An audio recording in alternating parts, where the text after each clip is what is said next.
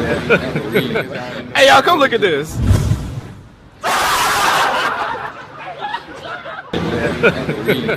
Hey, y'all, come look at this. Orissa में movies भी बनते हैं. कोई देखा है Odia movie by any chance? कोई नहीं देखता, पता है.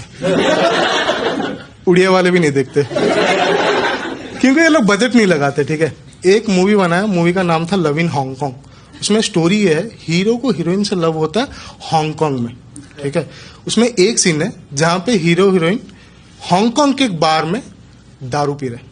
ये मूवी मैं देख रहा हूं, उनके पीछे मैं बैठ के दारू पी रहा हूं.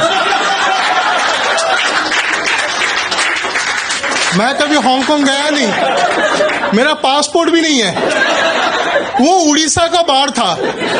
आई मीन ठीक है, तुम्हारे पास बजट नहीं है, लेकिन वो बार में बोल्ड लेटर में उड़िया में लिखा हुआ उड़ीसा बार, वो तो निकाल दो. वेटर पूरे मूवी में उड़िया में बात कर रहा है. मूवी का नाम है लव इन हांगकांग.